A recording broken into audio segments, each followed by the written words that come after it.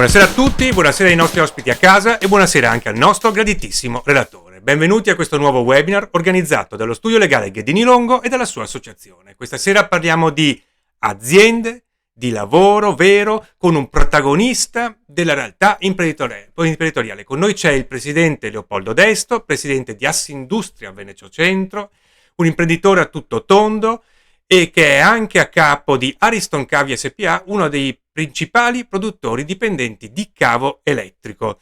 Buonasera, presidente Leopoldo Destro, un piacere averla qua con noi. Buonasera a te Luca e buonasera a tutti. Benissimo Leopoldo. Allora, iniziamo subito, Grazie per il gentile invito. Grazie a te di essere qua con noi. Allora, partiamo subito con le domande perché so che Leopoldo sei pieno di impegni. Allora, presidente Leopoldo Destro, allora ti chiedo questo. In Veneto si parla di una svolta, diciamo anche molto interessante. Confindustria si riveste sotto una unica realtà metropolitana, diciamo così, un progetto di grandissima aggregazione che darà tantissima forza a Confindustria stessa e gli darà degli strumenti innovativi anche per avere una pressione maggiore e una capacità contrattuale maggiore con il governo e con le parti sociali. Ci puoi dare un'idea di quello che sta succedendo e anche se si può, ma penso che sia anche un po' presto, qualche idea sulle cariche. Allora, il progetto, diciamo, di ulteriore aggregazione e integrazione con la Confindustria di Venezia e Rovigo della nostra attuale realtà, che ricordo nel 2018 essersi aver unito le due grandi province di Padova e di Treviso, nasce proprio nel 2018, quando i miei past president, Maria Cristina Piovesana e Massimo Finco, ebbero già l'idea che questo era un progetto sicuramente ambizioso e sicuramente forte, ma che avrebbe trovato la sua completezza, la sua interezza anche con l'unione di Venezia e Rovigo. Un'unione che, vorrei ricordare, non rappresenta solo un'ambizione di crescita e un'ambizione di crescita in termini dimensionali o anche di obiettivi diciamo di efficientamento associativo, ma rappresenta soprattutto un'idea di visione, un'idea di progettualità. Molto si è scritto, molto si è parlato di questa composizione della città metropolitana e di quello che si porta dietro, però nessuno ha mai avuto forse il coraggio di fare il primo passo concreto. Ecco, questo spero e penso che voglia essere il coraggio che noi imprenditori ci poniamo come obiettivo di voler arrivare a un'integrazione di queste due grandi associazioni che richiamano 4 province importanti del nostro territorio. Torno a dire, perché ci vuole essere soprattutto una visione alla base di questa futura integrazione, che ricordo è un'integrazione che sta avendo tutti i suoi passaggi nei suoi organi, che sta avendo tutti i suoi passaggi anche con gli associati, perché ovviamente sono gli associati che dovranno poi decidere certo. di andare verso questa direzione, e un'integrazione che appunto vorrebbe arrivare ad essere compiuta entro fine anno. Molto interessante. Vi auguro di riuscire a chiudere rapidamente perché vi darà sicuramente molta più forza ed è importante che gli imprenditori abbiano il giusto peso all'interno della nostra società. Come in America, che hanno per esempio una sola grandissima associazione che coinvolge tutti gli imprenditori. In questo caso, diciamo, ovviamente riguarda Confindustria, però insomma, Confindustria è di grandissimo peso. Certamente, come noi abbiamo la nostra nel nostro territorio nazionale, che è la Confindustria, che ha sede, diciamo, a Roma, però allo stesso tempo l'importanza e l'impatto che Sì. può avere una territoriale come la nostra sicuramente può essere decisiva per quelle che sono le visioni e le progettualità prossime, future. Sono d'accordissimo. Presidente Leopoldo Destro, ti chiedo ancora qualche particolare per quanto riguarda adesso a questo punto il mondo dell'impresa. Io passerei anche alle problematiche quindi riguardanti l'energia. È un periodo molto complesso tra guerra con l'Ucraina, i tagli del gas, ci sono un sacco di rischi soprattutto per le nostre imprese. Io vorrei chiederti che idee avete in campo voi? Che idee avete da chiedere quindi voi di Confindustria per esempio alla Regione Veneto o anche Confindustria a livello nazionale, proprio per cercare di sbloccare questa crisi che potrebbe mettere definitivamente in ginocchio le nostre aziende, dove alcune sono comunque energivore, inevitabilmente. Se la pandemia ha avuto un effetto di transizione digitale fortissima, se dove pensavamo di arrivare nel tema di digitale e pensavamo di farlo in 4-5 anni, ci siamo veramente riusciti in meno di un anno. Lo stesso effetto io spererei che avvenisse anche nella transizione invece energetica che stiamo vivendo. Cosa voglio dire? Spero che questo conflitto così disgraziato, così che Sì. privo di qualsiasi logica, ci sta facendo vivere, ci farà vivere in questo momento, lo stesso conflitto io spero che dia la stessa transizione, ma in un altro campo che è quello energetico. Se pensiamo al conto che dovremo pagare noi tutti, perché non parlo solo in questo momento di imprese, Sì. ma parlo di tutti i cittadini italiani, è un conto veramente molto salato e parlando di industrie addirittura insostenibile per diverse industrie, parlo ovviamente delle industrie energivore e gassivore, io penso che sia il momento di porre una politica energetica ben chiara perché questo conto che andremo a pagare sarà un conto, ribadisco, salato, un conto che sarà di 32 miliardi in più rispetto al Insostenibile. 2021, che è già stato un anno veramente complicato e difficile, un impatto serio per le nostre aziende, perché se pre-pandemia il costo energetico del gas si avvicinava intorno a un 4-4,2% per un'azienda, adesso si stima che al 2022 il costo energetico del gas andrà al doppio, cioè a oltre l'8%. Quindi questo ti fa capire come impatterà in maniera devastante anche sui conti delle aziende. Quindi dicevo, bisognerà munirsi e anche in fretta di una politica energetica chiara che non vada solo a trovare delle fonti energetiche alternative a quelle russe, ma vada anche a mettere delle fonti energetiche forti nel nostro paese per non essere più dipendenti da terzi paesi. Quindi io spero, mi auguro che si possa andare velocemente nel breve in quelle che sono le aree che possiamo portare avanti nel nostro paese, quindi parlo soprattutto di gas e di energie rinnovabili, e mettere anche a terra una politica energetica a più ampio Sì, termine, che sia assolutamente. sicuramente un nucleare di quarta generazione che quindi ha tutte le sicurezze del caso per poterci quindi rendere ancora più autonomi e arrivare a un'autonomia spinta per tutto il nostro paese, ribadisco tutto il nostro paese e in particolare per le nostre aziende. Che dire, magari, perché purtroppo il nostro problema è ormai troppo vecchio e radicato, dobbiamo trovare una soluzione Però assolutamente. se non ora quando? Se Giusto, non ora giusto, quando? giusto, veramente, Questo credo veramente. sia il momento giusto per affrontarlo in maniera seria e responsabile. Giustissimo, giustissimo. Presidente Leopoldo Destro, parliamo a questo punto di manodopera. Te lo chiedo perché sento molti imprenditori con cui parlo, anche l'altro giorno era un tavolo per lavoro, eravamo seduti insieme e la problematica maggiore è l'assenza di manodopera anche qualificata. La denatalità, per dire, sta creando anche già questo problema. Il nostro paese sta impoverendo, abbiamo mancanza di persone qualificate e capaci. Io ho letto una tua dichiarazione dove hai detto ci serve manodopera, l'immigrazione va organizzata. E anche Bonomi, le risorse umane sono il primo problema che ha testimoniato questa difficoltà. Confindustria che cosa propone al governo come soluzione per cercare in qualche modo di tamponare questa crisi che è fondamentale perché per le aziende il personale è una delle prime risorse. È un tema, purtroppo è un tema attualissimo, nel senso che le nostre aziende, in tutte le difficoltà che ha da affrontare, parlavamo prima del tema energetico, ma possiamo parlare dell'aumento delle materie prime, possiamo parlare del problema che abbiamo con i noli e con i trasporti. Il problema della manodopera è un altro problema gravissimo, che va visto però su due ambiti ben chiari. Un problema di quantità e un problema di qualità.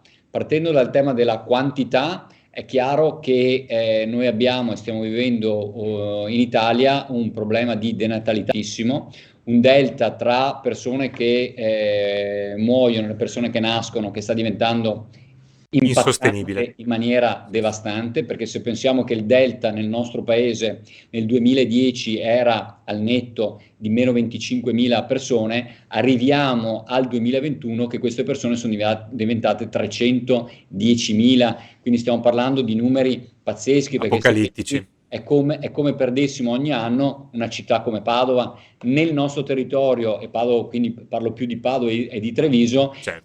Questo delta è 30-32 mila persone in meno, e quindi anche qua sono interi paesi, importanti paesi del nostro Che mondo. spariscono.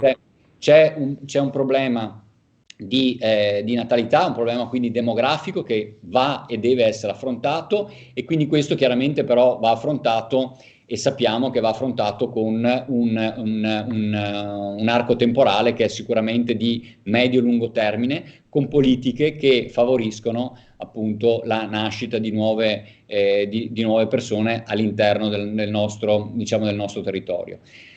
Dall'altro c'è un problema che va affrontato nel breve, sempre parlando in termini di quantità, e quindi perché appunto le nostre aziende non trovano manodopera, quindi io penso che sia da impostare, è un lavoro, e questo la nostra associazione lo sta iniziando a fare, l'ha iniziato già a fare, di trovare innanzitutto le persone che ad oggi non hanno un impiego e favorirle a trovare un nuovo impiego all'interno delle società che stanno trovando, diciamo, nuove risorse.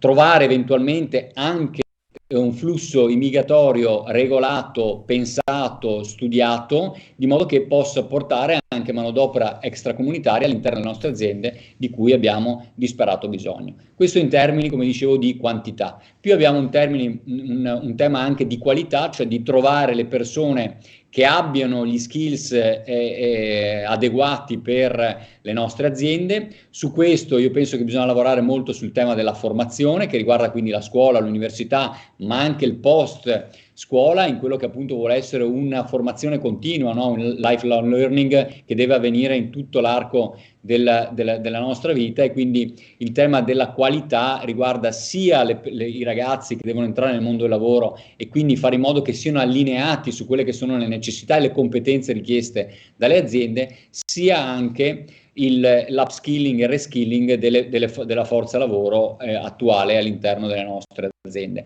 Quindi un tema manodopera che, come avrete capito, è molto complesso e va affrontato nella sua interezza in maniera molto chiara e precisa. Chiarissimo, chiarissimo.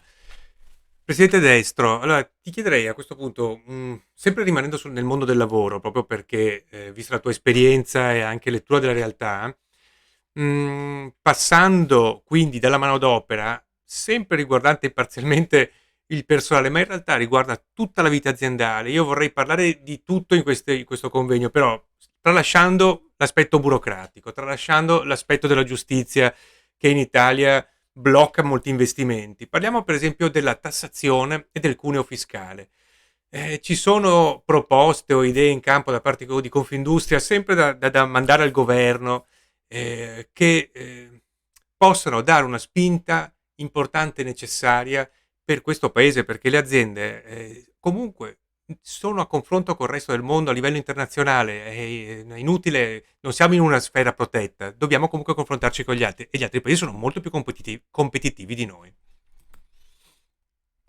Certo, sono molto competitivi perché hanno appunto un cuneo fiscale che è sicuramente più leggero del nostro. Noi sappiamo che in Italia esiste un cuneo fiscale pesantissimo, e questo lo paga direttamente il lavoratore. Quindi io penso, parlando di mercato del lavoro e quindi di salari, la prima operazione da farsi, che a più voci anche il nostro presidente nazionale Bonomi sta chiedendo al governo, per il quale sembrerebbe trovarsi finalmente una strada di risoluzione, è quello dell'abbassamento del cuneo fiscale, che quindi possa permettere direttamente ai lavoratori di percepire di più dall'azienda in maniera ovviamente netta. Se tu pensi che su 300 miliardi miliardi di euro lordi che le aziende corrispondono ogni anno allo Stato, lo Stato ne incassa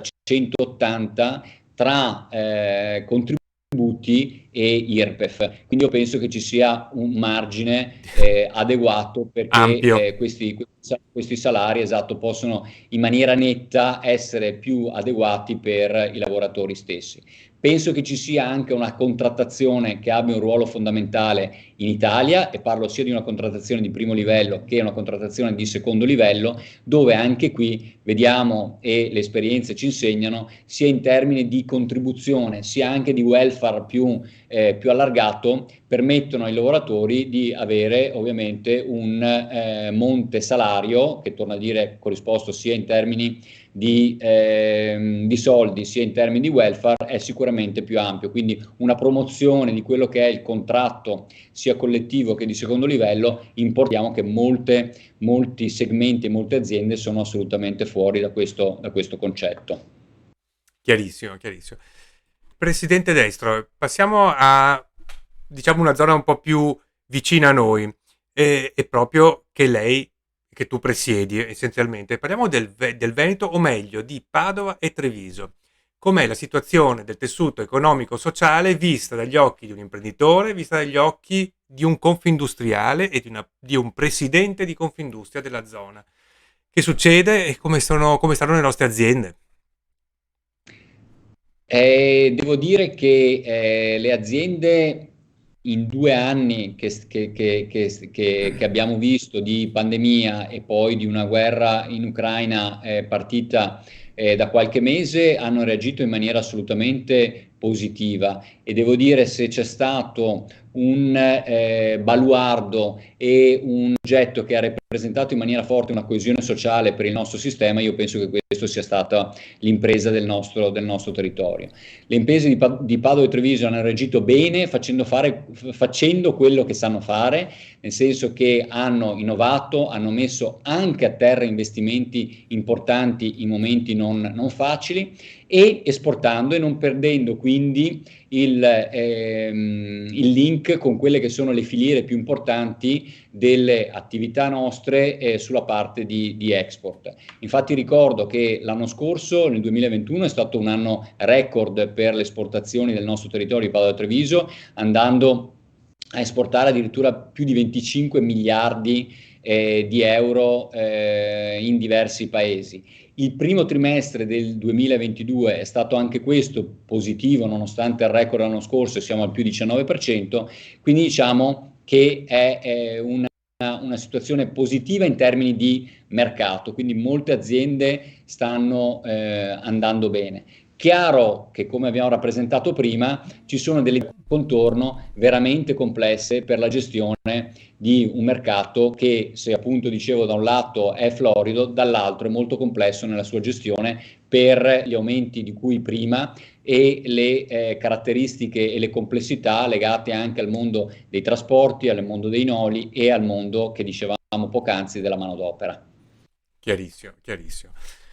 Speriamo che il tessuto sia sempre più ricco e che ci sia modo di riuscire a competere, perché poi insomma il Veneto è comunque, insieme alla Lombardia, una grande locomotiva.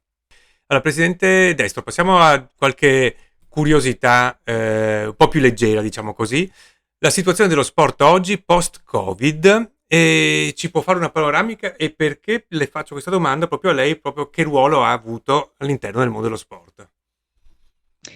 Allora, è una domanda che calza molto bene, nel senso che io dopo 7 anni ho appena passato il Esatto. testimone a Roberto Gasparetto alla presidenza di Assindustria Sport, che ricordo essere la società controllata da Assindustria Veneto Centro, e ricordo che nel mondo confindustriale siamo forse l'unica realtà di Confindustria ad avere anche una società sportiva di grande vertice. Di grande vertice, una società sportiva che nasce nel 1970 con lo scopo di dare ai giovani una crescita non solo in termini scolastici ma anche in termini sportivi, convinti che i manager, gli imprenditori di domani devono essere preparati in maniera adeguata, e pensiamo che uno di questi veicoli sia sicuramente lo sport. Quindi nasce per questo obiettivo. Ad oggi la società conta più di 1000 tra ragazzi ed adulti,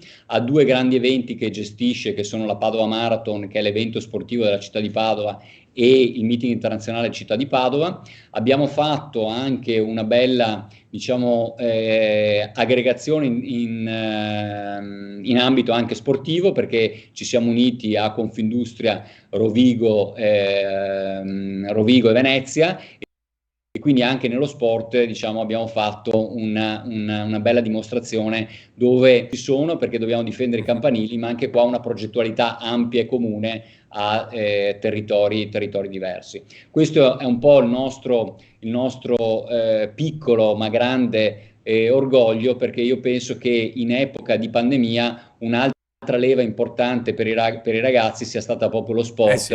e che abbia permesso ai ragazzi, tra l'altro l'atletica leggera è stato uno di quelli fortunati che sostanzialmente non ha mai chiuso, perché svolgendosi all'aperto ha permesso ai ragazzini di poter continuare a fare sport, e io penso che anche questo sia stato una bella dimostrazione di vicinanza al territorio, di vicinanza alle famiglie e di vicinanza ai nostri ragazzi, perché vorrei ricordare che sono loro il futuro, e il compito nostro è quello di passargli un buon testimone. Chiarissimo, è più che condivisibile. Ultima domanda, Presidente Destro, qualche informazione, se ci puoi dare qualche informazione sulla tua attività, sulla Ariston Cavi, quindi il tuo ruolo, lo stato di salute e anche di fronte alla crisi, poi se c'è stato un'opportunità oppure meno di fronte alla crisi, quindi una diminuzione oppure un aumento degli ordinativi. Ariston Cavi, come ricordavi bene all'inizio, è un'azienda che produce e sviluppa cavi elettrici di bassa e media tensione. Abbiamo una storia che parte con la prima generazione, che era quella di mio padre, quindi una storia che parte nel 1958, quindi una lunga storia. Io insieme a mio fratello abbiamo ricevuto il testimone qualche anno fa, e lo stiamo portando avanti, facendo in modo che l'azienda continui sempre ad evolversi in termini soprattutto di innovazione, e quindi non produciamo più cavi, diciamo, commodity con il semplice passaggio dell'energia elettrica all'interno dei suoi cavi, ma cavi invece che sono molto più specialties, e quindi vanno ad alimentare infrastrutture, macchinari che sono sempre più complessi, e vogliamo fornire un'intelligenza a questi macchinari e queste infrastrutture, facendo quindi un salto qualitativo importante. Un'azienda che esporta più dell'85% del suo fatturato, con diverse sedi nel mondo. Gli ultimi 2 anni sono stati degli anni buoni, nonostante le difficoltà di gestione delle complessità che sono state enormi, però il mercato sta andando bene, un mercato chiaramente molto frammentato, un mercato che bisogna seguire con attenzione nel day by day, ma è un mercato assolutamente molto attivo. Noi abbiamo voluto anche fare durante diciamo la pandemia alcuni investimenti sia in hardware all'interno dell'azienda, e quindi parlo soprattutto di nuovi macchinari, che anche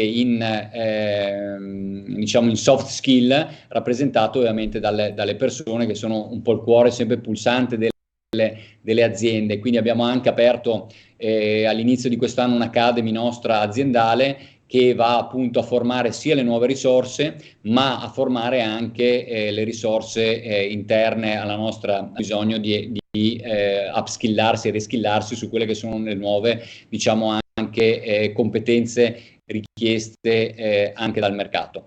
Ed è quindi un momento, insomma, estremamente vivace, che va seguito con grande attenzione, però che sta dando ad oggi delle buone soddisfazioni. I suoi frutti. Ottimo, molto molto bene.